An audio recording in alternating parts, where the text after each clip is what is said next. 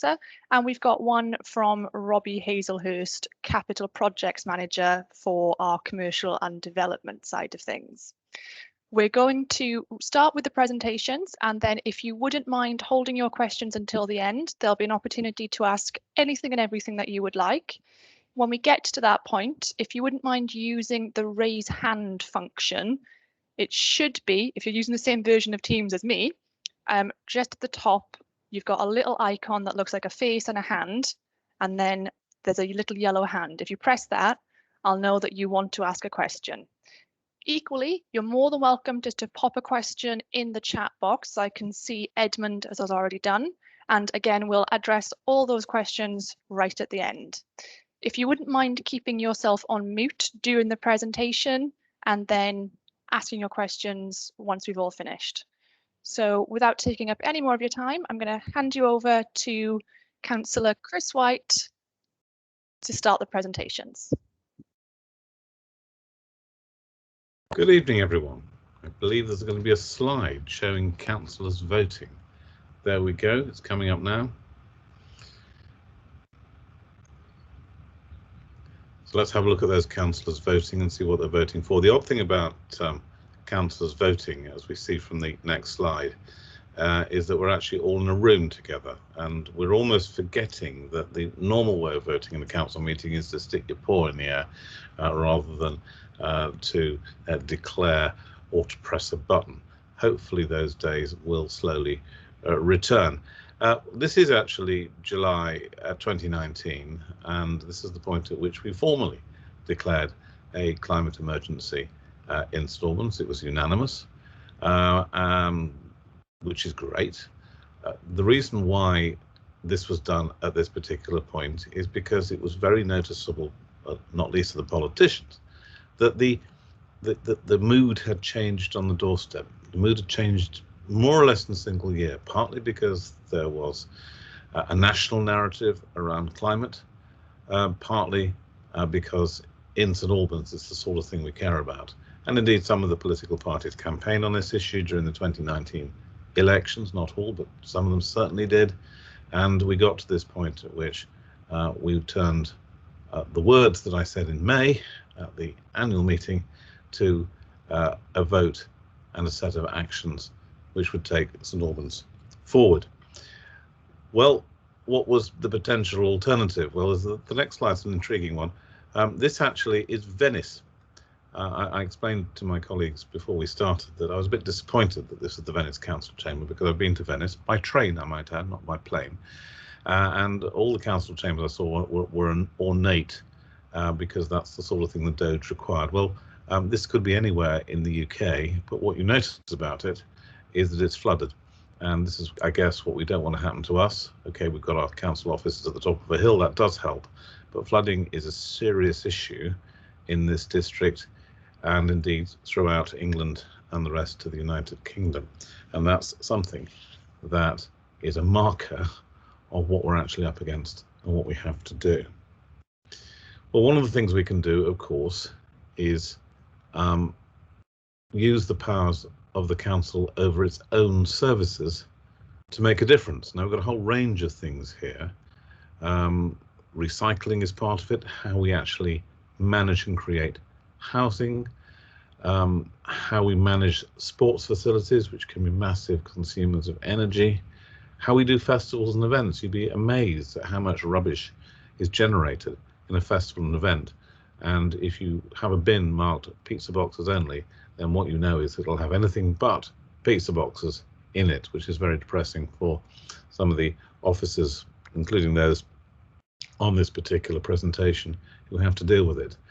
How we manage our refuse, how we deal with fly tipping, and even things like parking, because parking isn't just where you put your car, it's whether you should put your car and how we manage transport. These are just district council services, and of course there are other agencies, not least the county council, which is absolutely key to all of this. Let's have a look at the next slide, and that reminds us of something very important about trees. We've been talking quite a bit about trees, and this is a slogan we should hold close to ourselves, is of course planting a tree is a faith in the future. as most of us, if we plant a tree now, will not see its full benefit.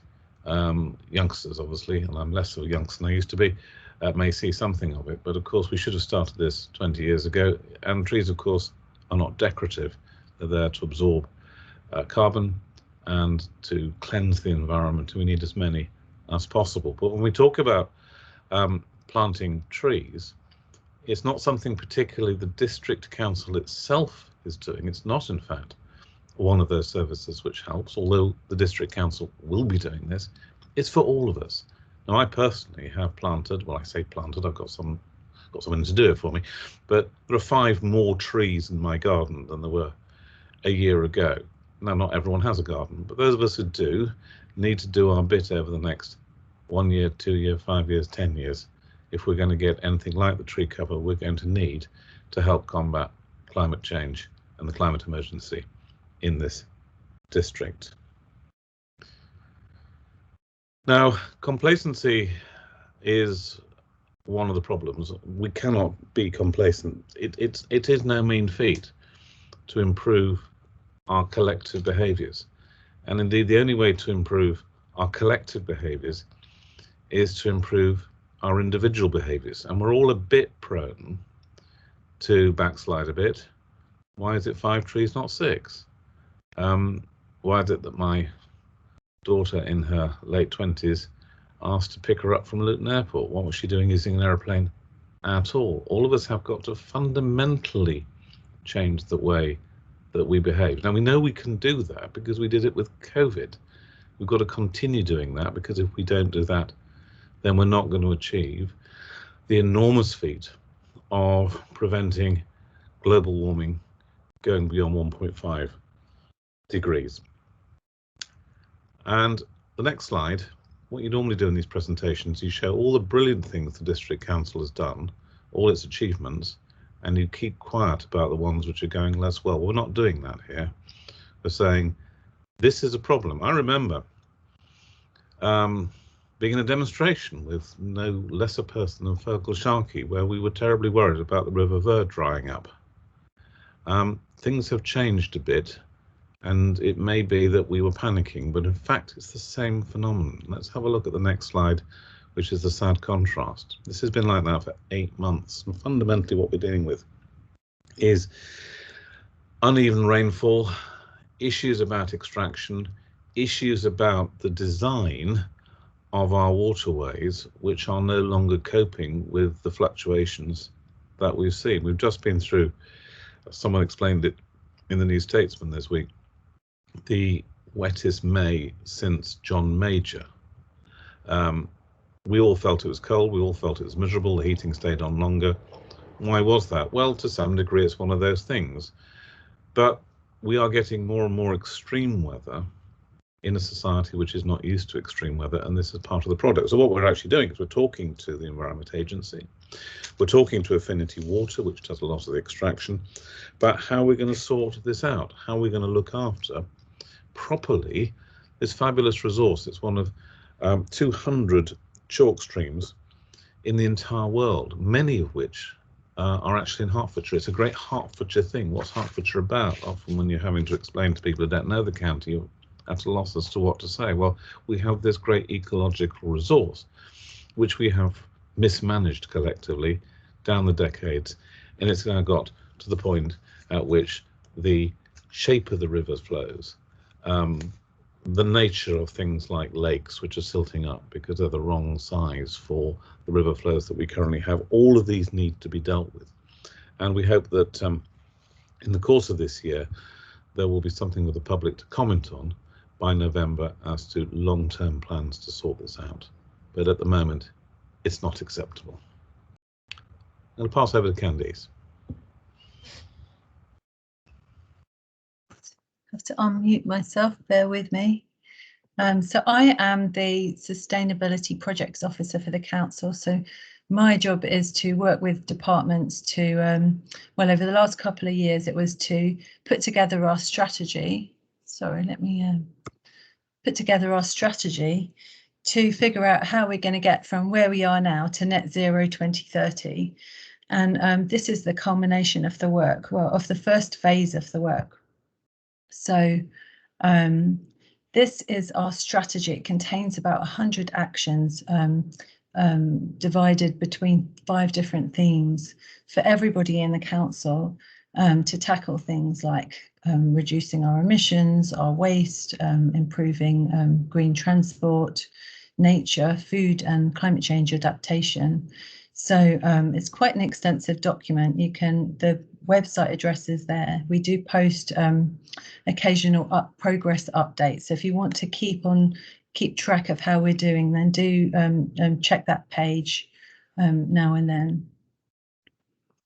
So the actions are divided into the 3 main ways that we can do this work. So the first is to lead by looking at what we can do in our own services and operations. So things like reducing energy in our buildings, replacing our fleet with electric vehicles, and educating our staff, making sure staff are, being innovative in the way they deliver the services.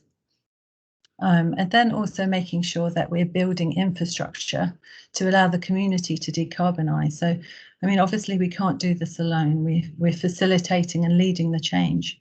So in this section, it's actions like making sure we've got electric vehicle charging infrastructure, making sure we've got forward-thinking planning rules to make sure that our buildings are built sustainably and are fit to last into the future. And then the final way that we can help is by influencing others to take action. So we do a lot of work around engaging with local organisations, residents and businesses, schools, other districts and the county council, because we recognise we just cannot do this alone, and we are kind of herding up the troops to see if we can implement projects that we wouldn't be able to do by ourselves. So this is our district-wide emissions. It's a few years out of date because there's a time lag between when the government publish their data. But it gives us an idea of the scale of the work where we need to get to. So you can see the orange is the district's transport. The light blue is the domestic energy, so gas and electricity. And the purple is industrial gas and electricity across the district. So what this chart doesn't include is transport on motorways, flights. It doesn't include products that we consume or food that we eat. So in actual fact, it's a very small amount. It's underrepresents our entire emissions, but this is the data that we've got. So this is what we're working on influencing. So in order to get from where we are now to our net zero target at 2030, our residents, visitors and businesses need to reduce emissions by about 44,000 tonnes every year. So none of us here know what that means. It's equivalent to about 16,300 homes switching off their gas heating every single year. So just to give you an idea of the scale, that's 16,300 homes every year. If we were to do it just through renewable energy, it would be the equivalent of installing 20 5-megawatt solar farms. That's about like 1 agricultural field every year. So, it's big work that we have to do here. So a lot is being done nationally. It's not, doesn't all fall on us. So a lot's being done to decarbonise the energy grid and to feed in more offshore renewables, electrify transport, improve building standards. It's not just for us to do. But something to bear in mind is that the UK target is to reduce emissions by 2050. So that's 20 years later than our target. So some of the things the government will be putting into place won't have started by 2030, or it will just be beginning. So as a local authority, we have to accept that we're not going to be able to do it all ourselves. We don't have the power to affect things like road transport. We can't change people's energy supply, but we have said that we'll do whatever we can do. So what I'm going to do is I'm going to go through department by department, and I'm getting a bit of feedback. Let me know if you can't hear me. So I'll go through department by department and just give you a brief update on some of the things we've been doing. There really is so much that I will literally just be touching on some different schemes and initiatives. I won't be going into any in detail, but if there's anything that you want to ask about, then please do ask in the questions section later. So community services is the department that I work in. So this department's responsible for driving forward the sustainability agenda across the council. That's my job. I provide support to other departments on their own initiatives and also make sure that everyone's doing their bit. We're also responsible for engaging with the community, networking, sharing best practice, so we can then lead and inspire others. And we also manage services like waste, grounds maintenance, markets and events. So it's our responsibility to reduce the impacts of those services over time. So some of the things we're doing, we've got I think you can see my cursor here. This is the Solar Street scheme. This is a bulk buying renewable, well, I should say solar PV scheme for our district residents. So if you wanted to buy solar panels through this scheme, you'd be looking at a 20% saving on typical prices. And as well as I guess feeling trust that you're going through a council scheme and, you know, the prices are set and predetermined. For every panel that's installed, the IDEA, who are the company that run this scheme, will contribute £100 to a community renewables fund. So we've had, the scheme started in September, and we've had 20 houses install panels and £1,000 generated for community renewables. So it's a nice way of contributing. I produce a sustainability newsletter on a quarterly basis, and this kind of will update you on recent initiatives and progress we're making. If you want to sign up to that, you can do it through your My St Albans account. And if you don't have a My St Albans account, or you don't want one, then you can go to the link at the bottom here, and they're all there. You can catch up with older newsletters as well. It's a really good read. We've got Enterprise Car Club is due to be introduced to the district really any day now. It's going to be probably in the next couple of weeks. So this will be a pay-per-hour electric car club delivered by Enterprise to allow people alternative to car ownership. You know, many of us have vehicles that we only use a couple of hours or a day a week. So these cars, you would literally just sign up for membership, and then you'd book your car and go. It's something like £6 an hour, something like that. So that they will be behind the Ladbrokes shop on St Peter's Street. As I say, hopefully in the next month. We also have a scheme called St Albans Warmer Home. So as well as wanting to improve energy efficiency for our district residents, we also want to make sure that the most vulnerable people are kept warm. So the main aim of this scheme is to help vulnerable residents access existing government funding. So we're not actually giving funding ourselves, but we're helping residents to access what's already there.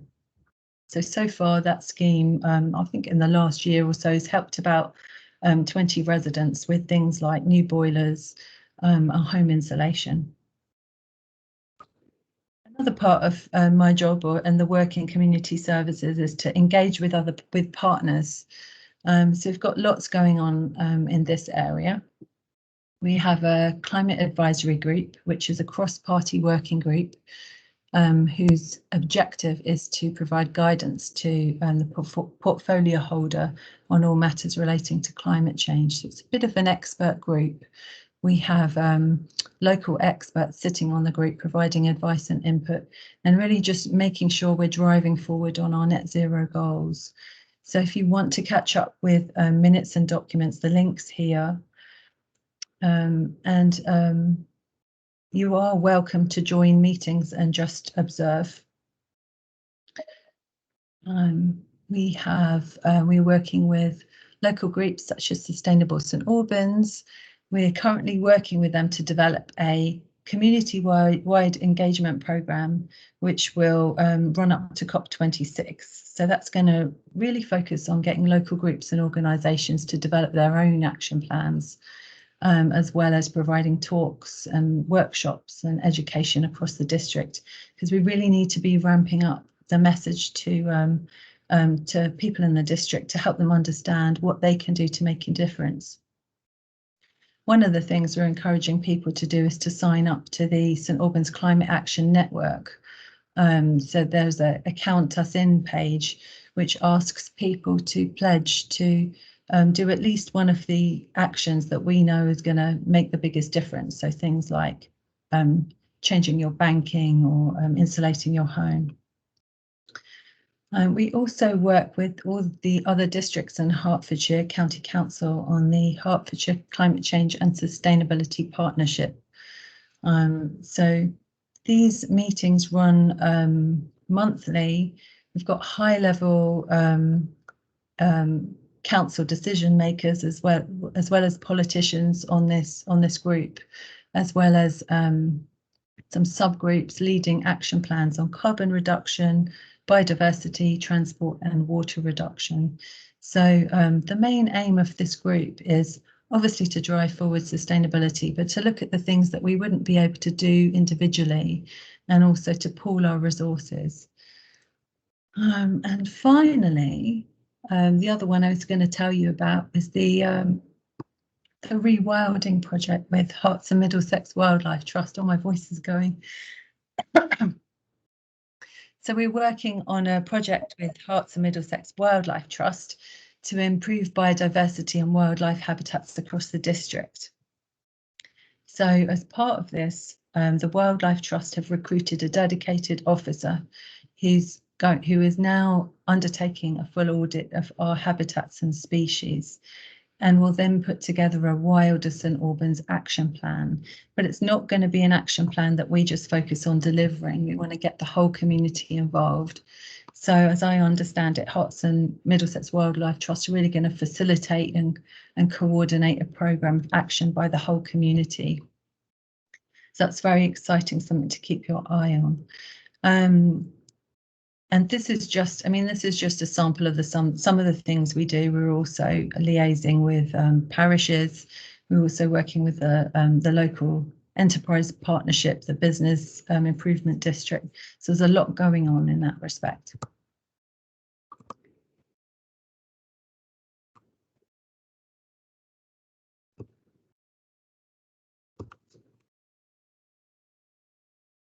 Anything.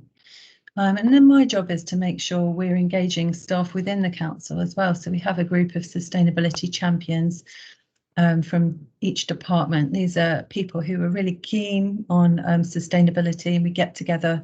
They help feed into projects I'm undertaking, brainstorm new ideas and leading on campaigns. All staff and councillors now receive annual sustainability training. We really needed to make sure that everybody understands the impacts and what they can do to make a difference. And we are just about to introduce the climate change science training as well. There's a lot of myths flying around about climate change. We wanted to make sure everybody is has a basic grasp of the science and is taking it seriously.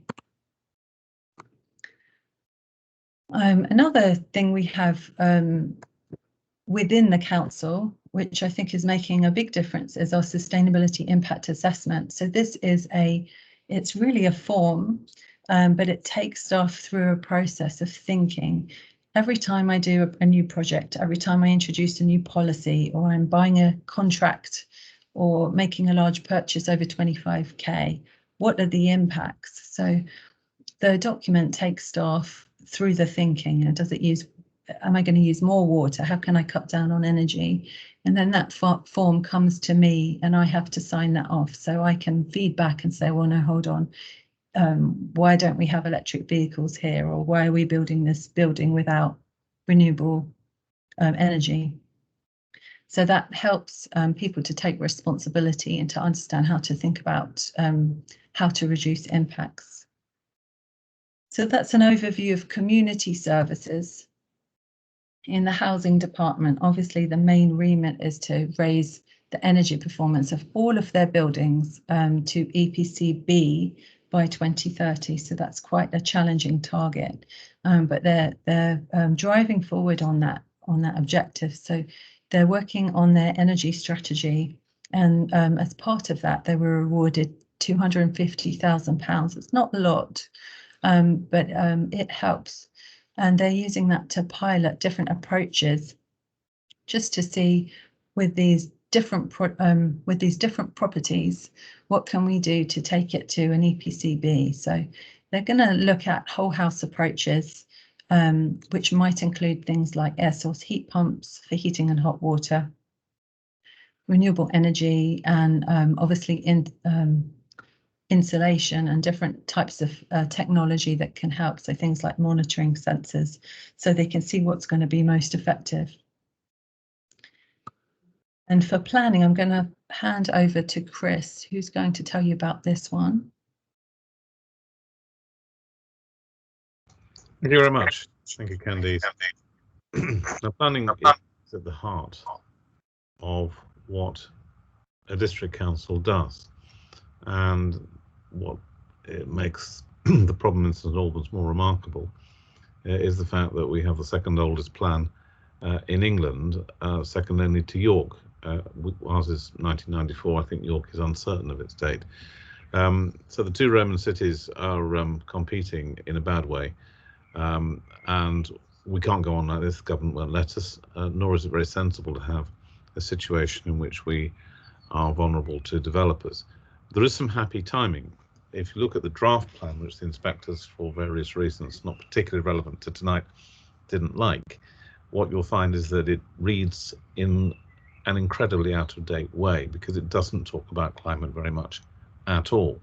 So we now have an opportunity to take that document, which you briefly saw earlier when Candice started her section, and incorporate it into the thinking behind the plan, incorporate it into the vision. We can talk much more about ground source heat pumps, maybe, or EV points, or making walking and cycling easier, about whether new housing should even have a gas boiler, because we need to move away from gas altogether.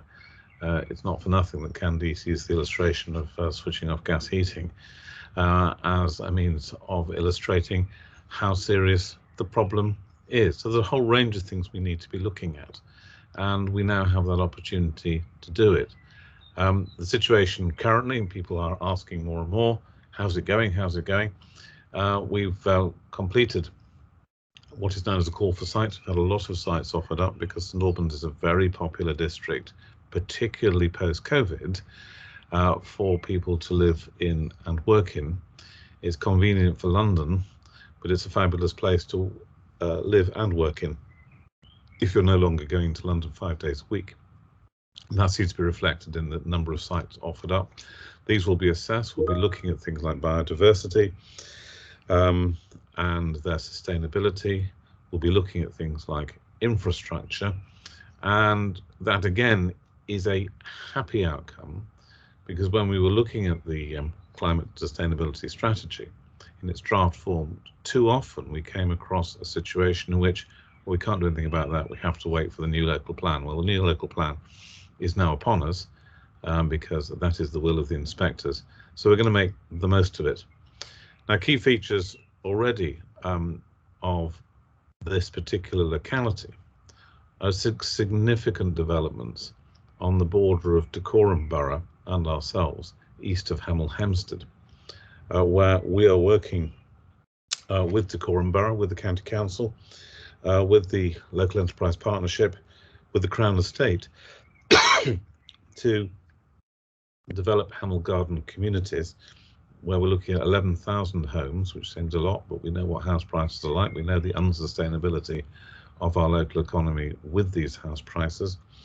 And that's going to be built around a concept of walkable neighbourhoods, hopefully mass rapid transit systems, which the County Council is particularly keen on, not just here, but right across the county, moving from west to east, and indeed on green industries. An awful lot of jobs which can be created by industries which are there to green the economy. It doesn't just have to be wind turbines, which is something that we tend not to do in this country at all, but there's an awful lot else which can be done.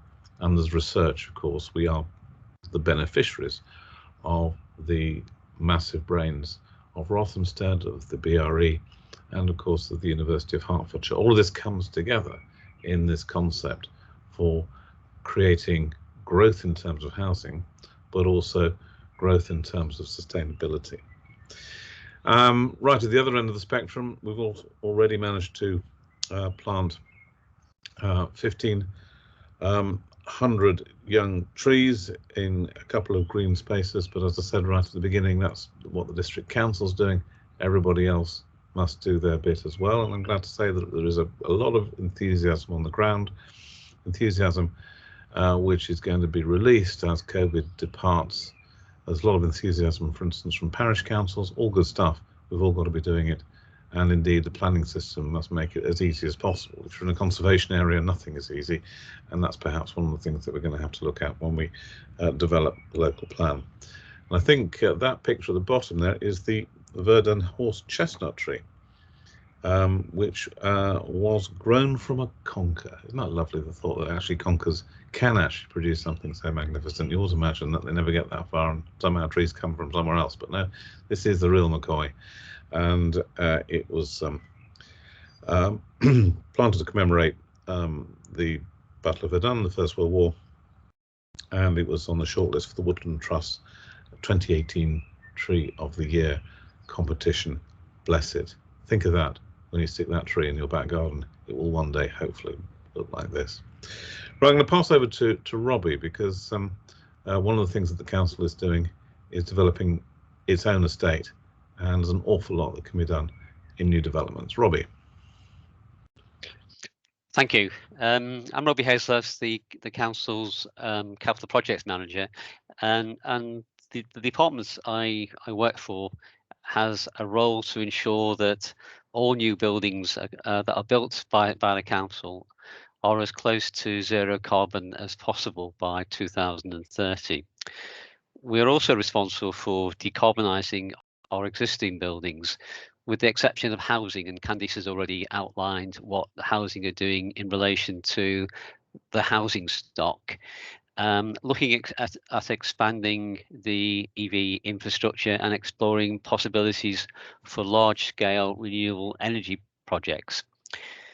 Energy and renewable energy audits were completed on our largest buildings, leisure centres, large car parks, museums and district offices, and those audits identified circa £140,000 of annual savings, or an equivalent of £700,000 worth of savings over 5 years, which we are soon to start implementing. Some of these measures range from small things like changing settings on fans, replacing lighting, to larger renewable installations. All of the council's energy is now sourced from 100% renewable energy from ecotricity, and this has reduced the council's carbon impact by circa 16%, or 150 tonnes of CO2 per year. It also ensures that the council's money is used to support the development of more renewable infrastructures rather than supporting the fossil fuel industry. In terms of new builds and refurbishments, the departments are now integrating requirements within tender templates to ensure that service providers and contractors are aware of the council's carbon reduction and sustainability aims and targets. project managers and teams are enhancing their knowledge of sustainable building methods and how they can achieve excellence in sustainability over the coming years. And in this regard, there are a number of schemes that the council has introduced, including solar PV panels, which will cut electricity bills for the end user, reduce carbon footprints, and generally generate additional energy for storage. And a number of the projects that the council is currently working on, Leyland Avenue, Noakshott, the Hedges, and Westminster Lodge, are currently looking at installing solar panels. We're also looking at alternative heating sources. And for example, at Holyrood Crescent, we're using air source heat pumps and underfloor heating. At King Offa, we'll be using, again, air source heat pumps. The same at the Hedges, Noakshott, Marlborough Pavilion, which will be a new refurbishment. We'll be moving to electric heating, and Ridgeview electric heating, and at Seacos, air source heat pumps and heat recovery ventilation are very much part of the overall energy scheme that we're installing in that on that site. We're also working with the county council and others to install electric vehicle charging points. And the projects that we've done this on to date and are looking to do in the near future include Leyland, Noakshott, Marlborough Pavilion, Fleetville Community Centre, and they've been installed recently at the Harpenden Leisure Centre as part of that refurbishment.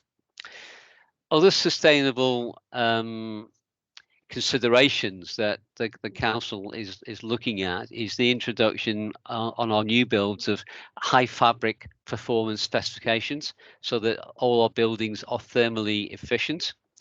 The extensive provision of metering and controls, so that the end user is better able to control heating and lighting, so it's only on when they require it. The introduction of energy efficient lighting. We're looking at energy efficient water supply technology, the use of aerators. We're responsibly sourcing materials wherever we can. And we're also working with our contractors to ensure that the waste that they generate whilst on site is disposed of in the most efficient and effective way, and so that as little as possible goes into landfill. And on some of our larger schemes, we're looking at water harvesting systems and travel plans that we produce in terms of the projects that we do. We're looking at ensuring that we try and ensure that any travel is kept to an absolute minimum, and that means sourcing products as locally as we can, so that travel is kept to a minimum. And I think to conclude, one of the council's biggest projects is currently Seacar South, which is on the site of the old police station. And there are key energy efficient design features that have been included as part of the sustainability design on that site. The site itself is an old brownfield site. We'll be using high fabric performance specifications so that the building is thermally efficient. There will be high efficiency building services and plants. There will be the air source heat pumps, the provision of natural ventilation wherever possible in apartments. As stated previously, the extensive provision of metering and controls, and there will be 1,225 square meters of green roofs and 540 square meters of brown roofs, green walls, and responsibly sourced materials to keep the embodied energy figures to a minimum. The sub-strategies for the site includes the use of attenuation tanks and ensuring that we're able to intercept and store rainwater to improve water quality. And there will be 25 electrical vehicle charging points on the site, which equates to 25% of the car parking places on that particular development. And this is just an example of the work that the council is doing in terms of trying to improve the sustainability and energy efficiency of the developments it's entering into over the coming years.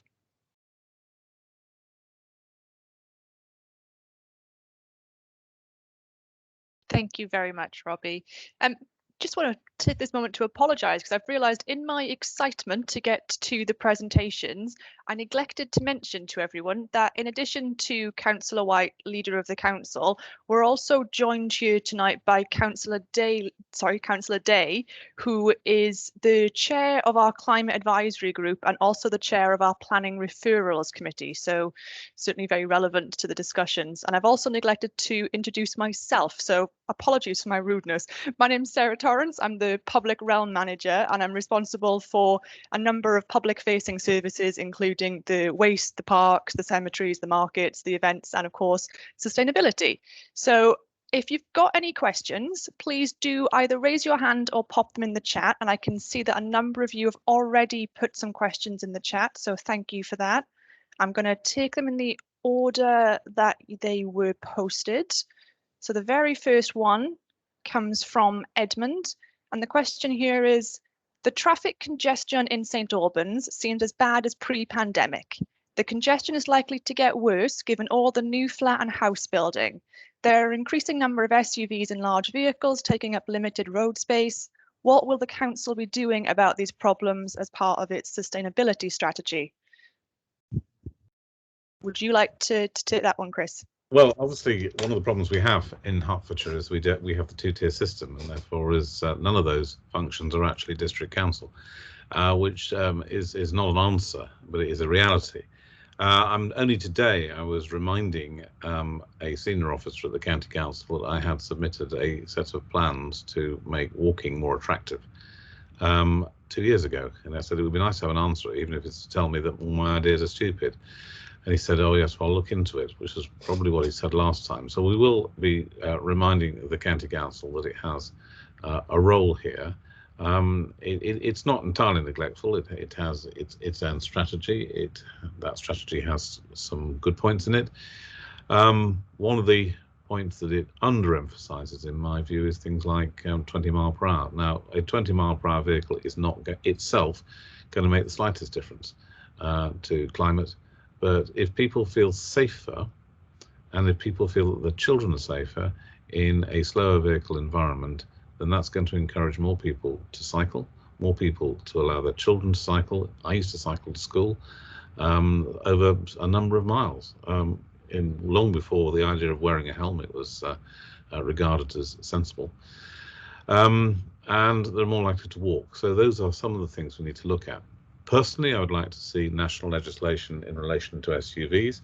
I have some countryside connections, and what I notice when I'm in Herefordshire is that you don't see SUVs. You see ordinary cars running around and occasionally a pickup truck run by a shepherd. So the less you need them, the more you have them, is one of the problems we have, and the growth in SUVs in St Albans over recent years has really been shocking. And the environmental damage they do, both in terms of emissions, damage to infrastructure, and indeed discouraging pedestrians, is absolutely huge. And legislation needs to be brought in to make them less and less desirable, and possibly get rid of them altogether. Further legislation, in my view, needs to be brought in relation to re-regulating buses. This was a failed experiment. And no government, and indeed almost no political parties, say this was a terrible thing, we should go back to where we were. But what we do know is that bus ridership in Hertfordshire continues to go down, continues to be people on lower incomes, whereas bus ridership in London goes up and tends to be literally omnibus. It is literally for everyone. That's got to be something that we should be doing as well. So there's a lot of political lobbying that needs to be done to try and get a more sensible approach. I'm more optimistic than I was. The essential renationalisation of the railways, which was astonishingly announced last week, shows that you can actually turn the clock back and recognise that you've made a massive political mistake when it comes to transport. But the idea of having a county bus service again is incredibly attractive, because we cannot go on as we are. If you try to use a bus to get from A to B, it's a nightmare. One last thing I just want to mention, and I don't want this to sound like county bashing, because there's something that actually the county is very ambitious about, and I touched on it when I was speaking earlier, and that is the desire to do something about the A414 corridor, which runs from Hemel Hempstead to Harlow, basically all the way across Hertfordshire, east to west. And county is very keen on introducing mass rapid transit there, and they haven't yet defined it, nor is on the basis, or is on the cusp of defining it. But it would be something like guided buses or even trams, and that is something which I think could make a massive difference. I mean, no one wants to go from Hemel to Harlow, but that's not how, any more than anyone wants to go from Cockfosters to the bottom of the Piccadilly line. But you do need this sort of vision to allow people to travel from east to west. I mean, people do, for instance, want to go from St Albans to Hertford. It is really, really hard work on a bus. It really is. And I'm a county councillor. When my car's broken down, I have tried it, and I thought, never again, never again. This is ridiculous. I can't afford an hour and a half, or whatever it takes, as opposed to 25 minutes.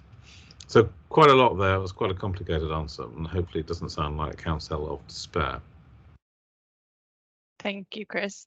The next question I have here is, will you be asking for higher than national standards for energy efficiency in buildings, i.e. net zero in the new local plan?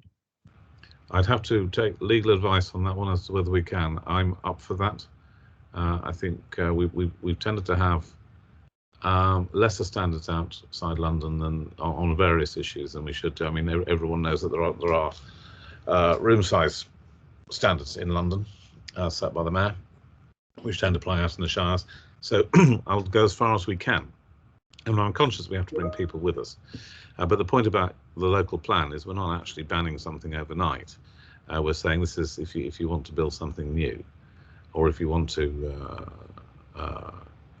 change something which already exists, then you have to do it to these standards. So we do need to have the highest possible energy standards, and it is quite shocking actually, in a country which has got a lot of second-hand homes compared with most of continental Europe, just how far we have come in insulation, for instance, and thus how far many of us haven't come, because we haven't actually gone inside the loft and said, my goodness, it is only 3 centimeters thick. It needs to be much more than that. You don't want to see an infrared picture of your house, most of you. It's not a pretty sight. I can't imagine it would be for the majority of us. The next question I have here is from Gail, and she says, so because it is so attractive, and I'm presuming she means there because living in St Albans or building here is so attractive, can the council use this as leverage, i.e. we need to find ways to encourage existing housing to shift away from gas? We have to find ways to motivate owner householders. Well, a couple of thoughts on that. I mean, the plan is there to do the motivations and for new builds. So, but as I said, most of the housing we've got is second-hand. So what do we do there? Quite a lot of the problem actually is that people don't know what's possible. I mean, I'm in that position. I'm on 5 bedrooms here in a nice part of St Albans. I'm now starting to worry about the fact I've got a gas boiler. It's coming to the end of its life, which means that A, this is the time to decide, and B, it's incredibly inefficient. Leaving aside the insulation problems of a house which was built in the 1920s in certain rooms. But I don't know what I can do which would work for this house. Will an air source heat pump work for a house on this many stories? I just don't know. I think one of the things we've got to try and do is enable people to access the information that they need, because for many it's not even the spirit is willing but the flesh is weak. It's the spirit is willing but actually don't know where to look it up. So there's quite a lot there, I think. Beyond that, again, it's national. does VAT need to change on house repairs? It's long been my view that it probably should, if we're going to upgrade an out-of-date stock, but that's not for St Albans District Council. Just to add to that as well, I think we all identify that one of the issues we have is that residents and businesses and all of our local stakeholders, really, a lot of them want to do exactly the right thing, but they're just not clear on what that right thing to do is. So one of the ways that we're attempting to address this is through increased communication from the sustainability team, which I say team, it's just Candice at the moment, but we are working on growing that team. So that we can put out messages there that can be easily shared so that people have a bit of a better idea, and that will be on a whole range of topics. So hopefully you'll see a bit more communication from us soon. Next question I have here was something that certainly came as a bit of a surprise to me is, did you know that the project plan for the new build community hub in Sopwell, last viewed 8 weeks ago, included gas boilers to meet the requirements of one of the potential funders? No. Shall we take that one away? Yeah, because I wasn't aware of that one either. Actually. Thank you for letting us know about that, Gail. If that's the case, I mean, but it's no rhyme or reason. I mean, we have just opened some housing in Albans Lane, which is old-fashioned in that it's each individual flat's got its own heating system, but that was started 2 years ago. In terms of design, new stuff shouldn't be like that. It really shouldn't. So there may be a drawing board which needs to be re-examined. Thank you. Glad I came now. Next question I have here is from Lizzie. She says, you're focused on greening your own stock. Do you have any initiatives in place? I'm not sure what the percentage that is of the housing in the district, but do you have any initiatives or plans to support the greening of housing across the district in general?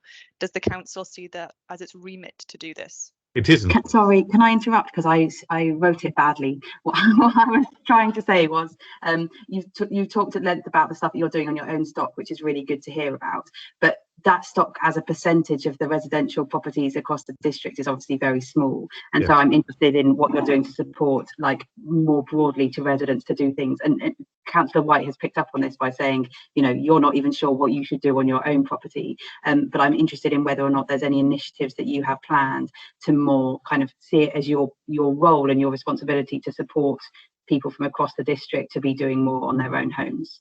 Well, a lot of it is information. A lot of it's information. I mean, and it is amazing.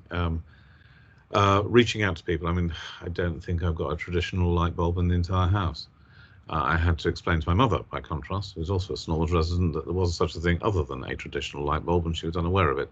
So there is an age gap there, and that may seem trivial, but actually, fighting climate emergency is actually very often a collection of trivial things.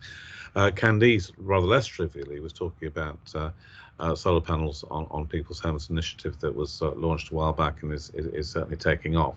I mean, technically, of course, it's not our remit, because, you know, private housing stock is private housing stock, and therefore all we can do is one of two things, which is our own stock, or indeed create regulations for private new build. It is actually really difficult to and it's probably right that it should be difficult to force people down a particular route. I mean, some of you will be aware in various parts of the district there are historically derelict houses, which have remained derelict for 15, 20 years. Quite astonishing that someone owns what must be a valuable property and yet is difficult to track down, doesn't care, and the council's had to use from time to time either compulsory purchase powers or the threat of it. But my goodness, what a palaver it is to bring those houses back into use and to modernise them. And we're talking about half a dozen. So getting people to do things they don't want to do is really tricky. Leading by example and signposting for people is probably the only way we've got. You don't want to be the one with stone cladding in your street. Therefore, sooner or later, hopefully, you don't want to be the one without solar panels. Candice, I can see you've got your hands up. Was it a question, or did you want to add something? Yeah, no, I was just going to add that, you know, for decarbonising private homes, the cost of that work is really significant. It's not, I mean, the district council doesn't have that type of funding, but what we are seeing is that national government is releasing these pots of money, and over the last year, I mean, there've been a number of different pots for different purposes, and the criteria are very specific. So a recent pot which is released or due to be released, you know, we think we might be able to help people in mobile homes to with solid wall insulation or heating improvements. You know, so I think we really just kind of have to wait for these pots to be released and then be ready to jump when something comes that we do have an opportunity to use. And, you know, even if it's 10 houses here or 20 houses there, you know, but it's a small dent in the whole population.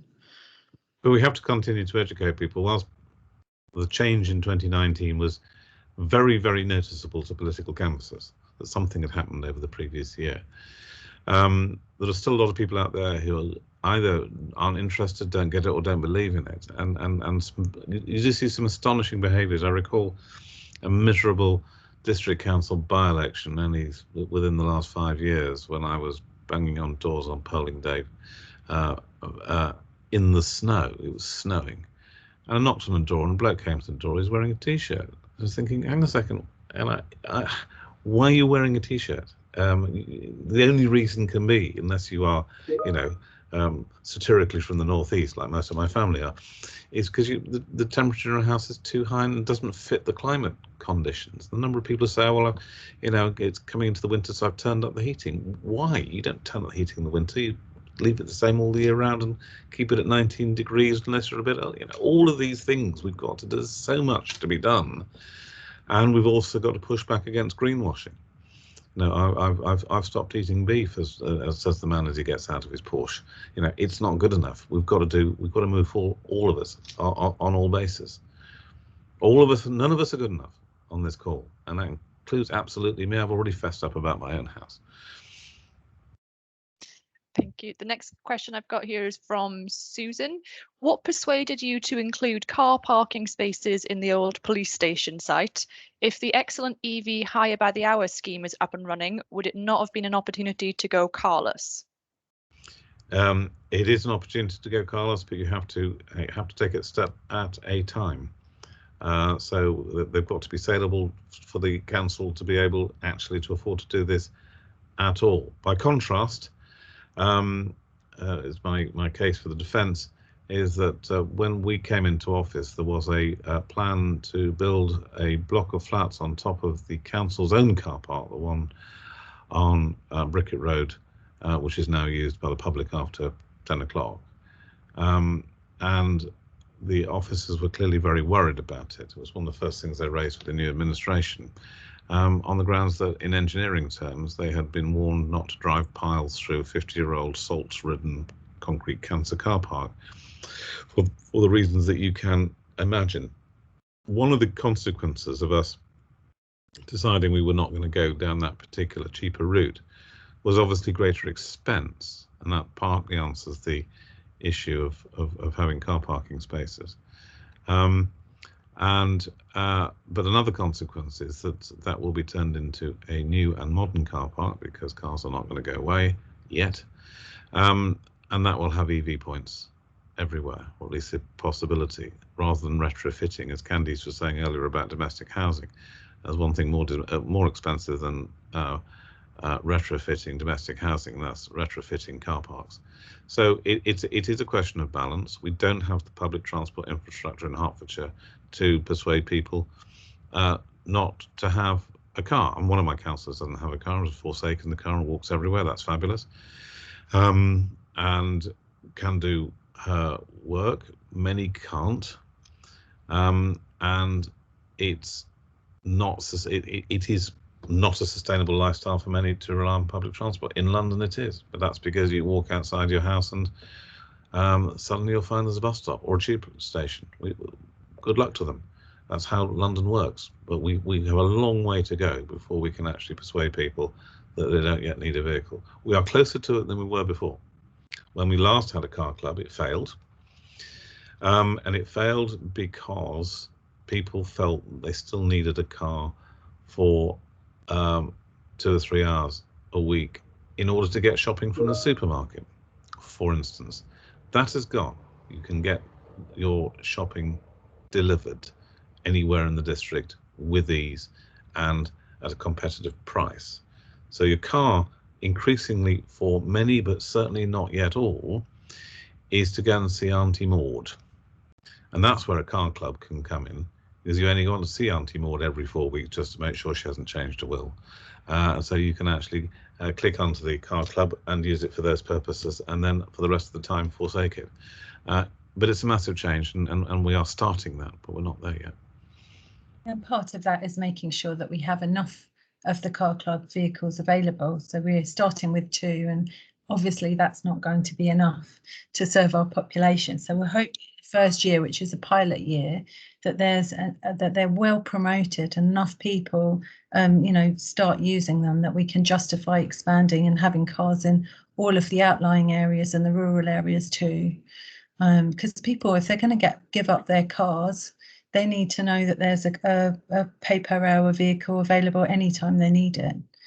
And also the other thing I was going to add is that it's not just about buses and trains anymore. There are a lot more novel transport means available. So I will be meeting with Watford tomorrow to discuss. They have an app-based transport. I don't know too much about how this works, but I see it, and I see that there's different transportation facilities in places like Oxford and Cambridge, where you would go on an app and you'd say, okay, I want to get to here, and it would tell you to walk for 5 minutes, where you just jump into some kind of shared vehicle. Maybe the future isn't buses, but maybe it's something else that we're still experimenting with, or we need more innovation in that area. And that's entirely right, because the future isn't buses, and a double-decker bus is a strange creature in a town like this, and there is a danger that buses are largely moving air around, and not very frequently and not very cheaply, as opposed to something else. And I do recall that in my diary, for something like this time in it was about 2 weeks ago, a year ago, so it was mid-May 2020, I had down a day-long visit to the Mayor of Watford to look at all of their initiatives. As you can imagine, there was some reason why that never happened. So I'm glad Candice is doing that, and I must get back to the Mayor of Watford and say, it's time we did that again. I want to see the app. I want to see your bike system, which they're working on, and some of the EV work that they've done, because they have quite an advantage in terms of high urban density. But so do we in St Albans, and indeed in Harpenden. Before I move on to the next question from the chat, David has been sat very patiently with his hand up, waiting to ask a question. So David, over to you. Hello. To a certain extent, I've already typed the questions in, but thank you for the offer, because I'd like to make a couple of points. It's great to see that heat pumps are part of the future in a lot of the buildings, which is great. But my question to yourselves is, who's going to install them? There's a huge issue about supply chain that will enable this, the upgrades of the housing stock to take place. And if you have a quick look at the Oaklands College website, there's no courses on effectively installing heat pumps at Oaklands College. So, it's great to see the ambition to put heat pumps in still, but how do we make sure that the supply chain, the jobs, are effectively going to be picked up by St Albans people, rather than people being imported from somewhere? I've got a heat pump. I've had it for 8 years. I think it's wonderful. So happy to talk about if you've got any questions about them. My other point is, and I've also put this on, is the whole issue, and it was just touched on there, about transport. You go to Holland, you'll see lots of people going around in cargo bikes with 3 or 4 kids in the front, or all the shopping. And now that we've got you can get a cargo bike which is e-powered, you can get around St Albans very easily. So what's St Albans Council's thinking about maybe infrastructure for cargo e-bikes, like reserving some space for cargo e-bikes and car parks, and to think beyond the to try and encourage more usage. Great to see a car club, but what about an e-bike club for cargo bikes? Because the carbon footprint of a cargo bike is a hell of a lot smaller than the carbon footprint of a car. Can I just deal with those separate? I mean, frankly, I don't care where the person comes from who installs a heat pump. You know, if they come from abroad, great.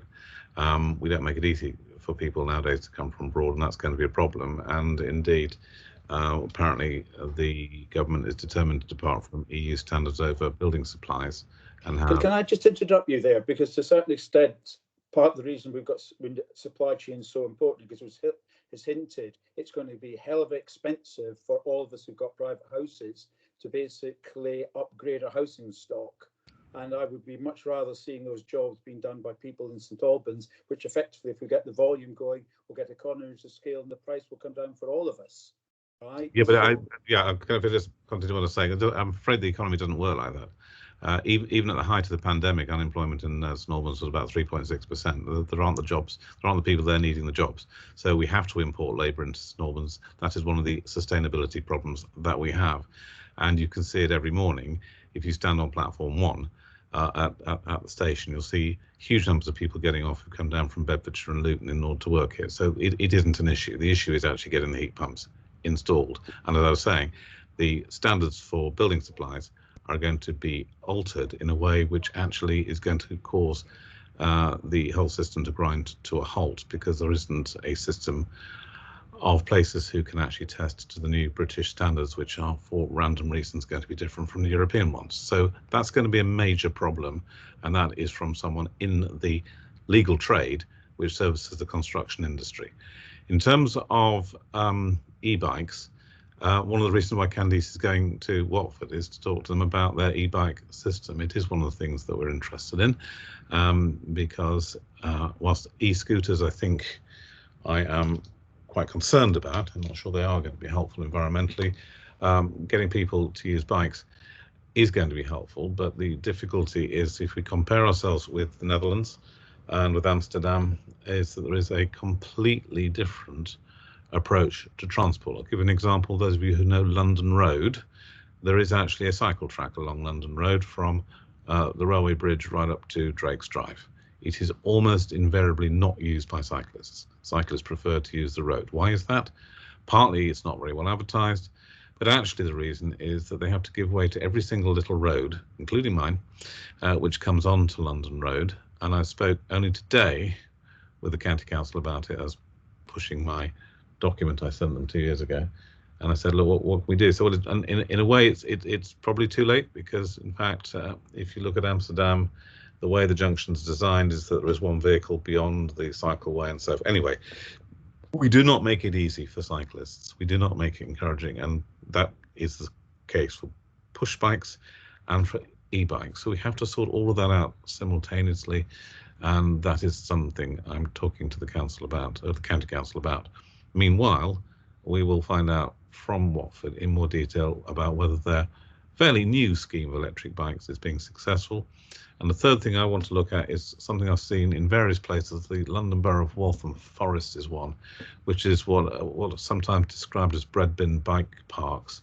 So they take up more or less exactly one space on the road, one car space on the road, but you subscribe to one of these things, you get a key, and you open it up a bit like a bread bin, you can put your bike inside.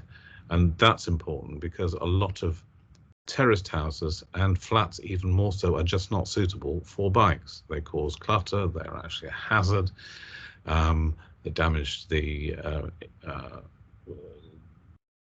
look of the place, and that puts people off. Whereas this sort of approach, used widely in London boroughs, is something we should be looking at. Again, we're going to have to balance it with those who still have cars, because as you all know, the amount of space for parking is extremely limited, and I'm proposing to make it even more limited. But again, if you get the pace right, you'll get people switching out of cars and into bikes, because they can now park them up properly and indeed charge them up when they get into the centre of town.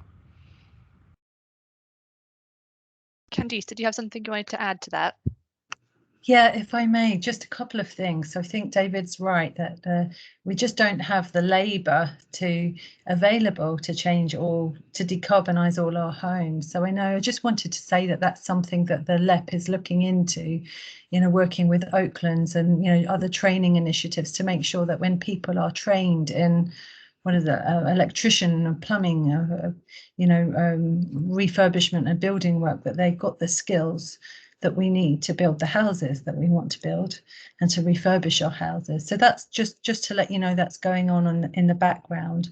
The other thing I wanted to say was about the e-cargo bikes, and I think you're right, David, that's something that nobody's really thinking about. And I know somebody from Sustainable St Albans brought that to my attention. It would be a couple of years ago, and I have to say I hadn't heard of e-cargo bikes before. I just don't think it's something that we're aware of, and I guess one of the ways that will help, I guess it would help us to know how much the community wants them.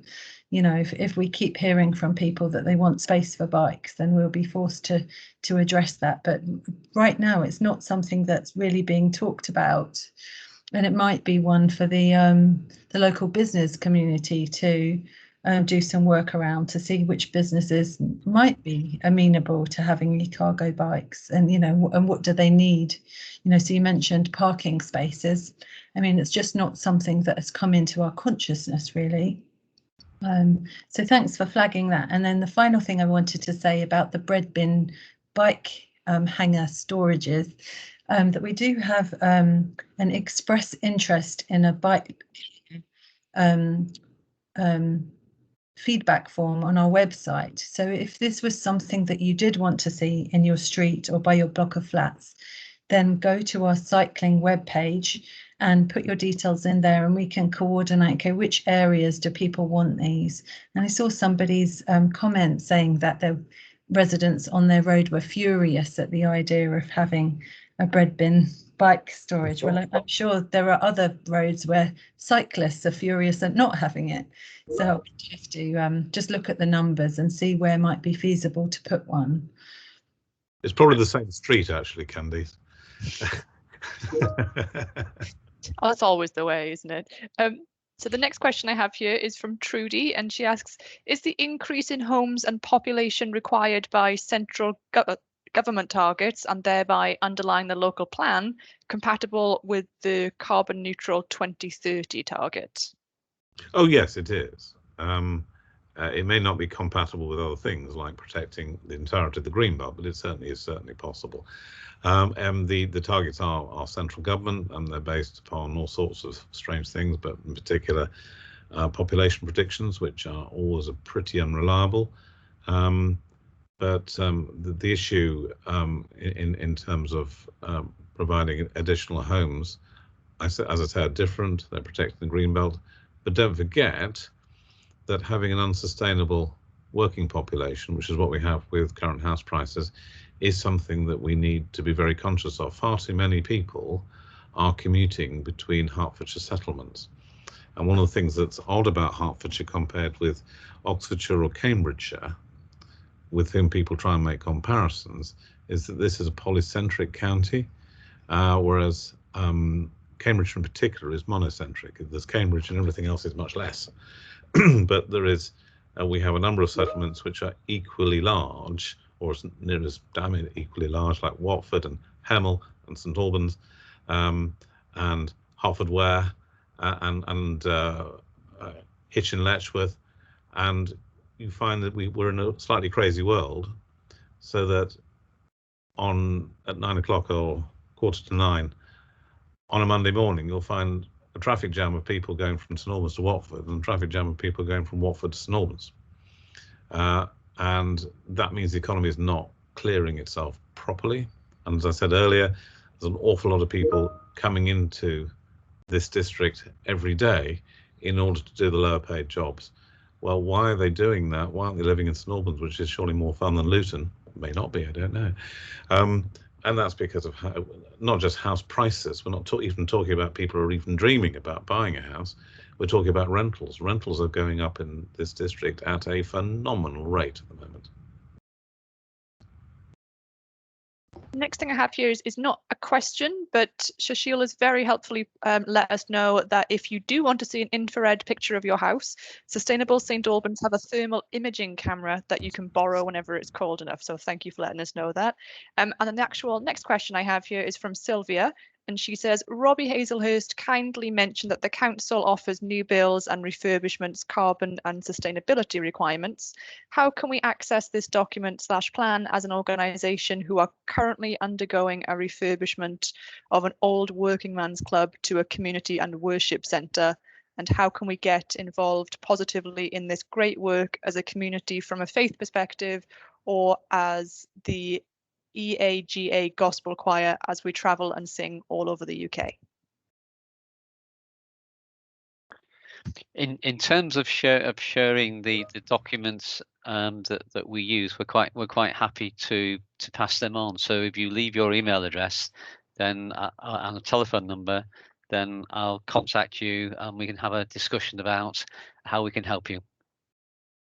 And one of the actions in the sustainability strategy is for C&D to develop an actual sustainable construction policy. I think they're in the learning stage of what's going to be their best approach. So that's not ready yet, but I would expect over the next year or so that we will have a document in place that would say, well, these are our minimum standards that we'll build or refurbish to. Next thing I have here is a request for a model house for renewables. Can we possibly work with Oaklands to build a model house? And then Shashil has very helpfully noted that BRE do, or at least did, have a model house. So BRE. Mm-hmm. Yeah, I mean, it's we don't know. Trouble is, I mean, we've been sort of locked out of everywhere for about a year, but it's worth checking on that one. I'm pretty certain that's what BRE do, isn't it? As model houses. So I'd be quite surprised if they didn't. Yeah. We do also have an eco house, which so I started at the council in 2008, and I think the eco house had already been built by then. So no doubt all the technology has gone completely out of date since then. But we did at that time, you know, use that as a test bed. So we have been actually doing this work for quite some time. Next thing I have here is from Lizzie. How can SADC support schools to implement streets/safe streets? And given that it cuts across both SADC and HCC and is so very challenging to unlock the ability to get them in place, is there a pilot school that SADC could really push to support in this? Not really. I think this is one for individual schools to talk to their county councillor, and for the county council to run with it. With the county council, because it's a highways issue, and massively variable. I mean, I would have thought something. Well, I did some work with Fleetville Infant School on this sort of thing, and there's been all sorts of issues about making things safer. Whereas camp school is really where you wouldn't put a school, which is actually on a busy road with lots of curves in it. So it does depend partly on the school, but there are some easy wins there. If I could just say about schools, one of the depressing things I've found, this is since I was a parent with young kids, is that the real problems are actually other parents. A head teacher once said to me, the reason why we've got a barrier outside the front gate is to stop parents driving into the classroom. Because there is a bit of an element, is that if my little tot has got to walk 10 metres, then they will not succeed in going to school. I used to have to walk across fields when I was a lad. Oh, that was obviously in Yorkshire, but we do need to change our own attitudes. We've got to get people walking to school again. But yeah, take it up with the county councillors. They're the people who've got the connections and have got the highways function, and indeed the budgets. I mean, county councillors, I think, as you all know, have highways budgets which can be unlocked to help the necessary signage for these things. I'm going to skip David's question because I think that was answered when he spoke about that. And then I've got a comment from Gail around, if it goes well, car club placements near new build flats would be perfect to encourage younger people coming in to maintain a carless lifestyle. Certainly agree with that. And the next actual question I have here is, can the council help grow ownership in St Albans of electric bicycles? Well, I think that's, again, the visit I would have done to Watford a year ago. yeah, we've got to do that. I'm thinking about electric bicycles, of course. I mean, they're not the cheapest piece of kit you can get, but goodness me, they're cheaper than the car, and they take up less road space. And for people like me whose physical cycling days are over, I mean, I'm quite tempted by the concept, but I'd only be tempted if there were cycleways, but most particularly somewhere to charge it at the far end, and that's where we can help. And that's further work we need to be done. But it's something certainly we've talked to Sustainable St Albans about. It's got to be, I think, one of the easier wins. I mean, the car club is actually much more challenging, I think, than to set something like this up. So yes, we should be doing that, and it needs to be properly sheltered, and as I mean, it's a couple of grand, I think, isn't it, for an electric bike, which is probably the same value as a very, very good racing bike with pedals, and therefore the security issues are probably not so great. And also, frankly, electric bikes, while they're very useful, they're not quite as cool, so they're probably not so vulnerable. But I envisage some of the space around the district council offices, for instance, which is not the greatest use of space. Let's face it. Could be turned over to this sort of thing, and indeed that's where the crudely speaking, where the car club is going to start. Before I move on to the next question, just to note that we've got just under 10 minutes left, so we'll make our best efforts to get through as many questions as possible, but apologies in advance if we don't quite get through everything. Next question I have here is from Susan, and she says, "Thank you, Chris. I think that younger people will be attracted to this EV hire scheme. May there be a pricing structure to attract them so that they never even have to buy their own car?" Sorry, I don't quite understand that question.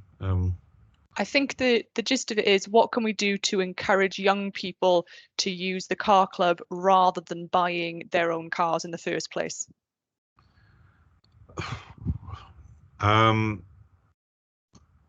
It's got to be ultimately critical mass, isn't it? We're starting with 2, and that's not the cheapest way of doing it, although we think priced it as competitively as we can. If we had a car club with 1,000 cars on it, inevitably the higher price would go down very substantially, because that's the basic economics. So I think the more people who use it, the better. I mean, I'm very conscious that last time it was introduced, it didn't work, it didn't take off for reasons I gave. I think they're the right reasons. I'm quite optimistic that this will be very attractive. It's the sort of thing, again, that's common in London, and it's a complete pain in the neck, frankly, if you live on a terrace street trying to find somewhere to park for that car you don't use very often. It's quite a challenge, though. If you walk down a terrace street, the number of times you can see a car which is not actually, stolen and covered in muck, but clearly hasn't been driven for 2 months, even allowing for COVID, is very high. And I think the marginal cost of using an electric vehicle has got to be quite competitive already against the cost of having to tax, to insure, to pay for a vehicle which you don't use very often. Watch this space. In a year's time, we'll know more, frankly. Hopefully there'll be good enough take-up that we can get an expansion on the cars not too soon.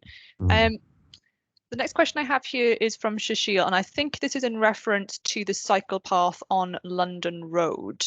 She says there's the same problem with the cycle path between Harpenden and St Albans, but surely there's an easy solution, and we have a local expert on designing junctions for encouraging walking and cycling.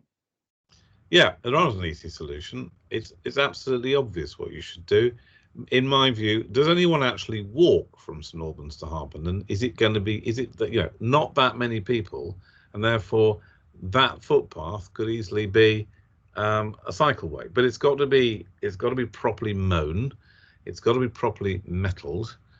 The infrastructure's already there, so it's a question of pressing the county council to recognise that this is something worth doing.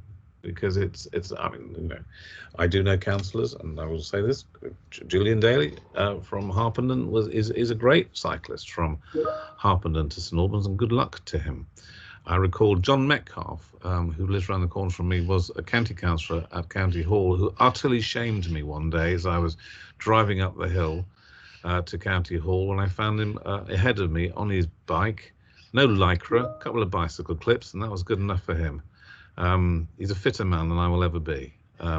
So there's such an easy win there. It's frustrating, and you can say the same about some of the other villages, and there's Wheatamstead and there's Redbourne as well. I'm going to skip the next question. It's around how can the council promote the use of e-cargo bikes, and Candice has answered this in the chat by saying that she will make sure to include a piece on e-cargo bikes in the next sustainability news when that goes out.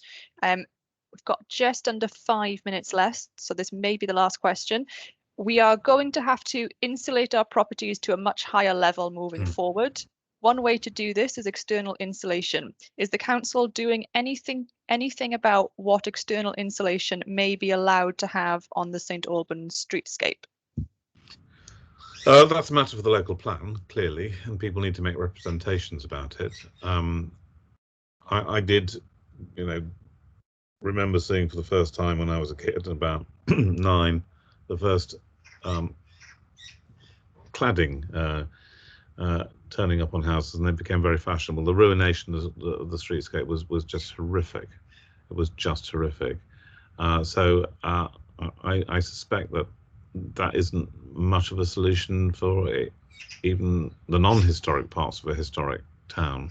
And cavity wall is going to be more significant, and I suspect, and Sushil, do chase me when I haven't come to you for the infrared camera, because I'm going to bite the bullet on this one. But I suspect what I'll find is that most of the heat loss from my house is via the windows and the roof, but I don't know that. Thank you. I think actually the rest of the comments here are actually comments rather than questions, so I hope that means that we've answered. Oh, so we've got a last entrance.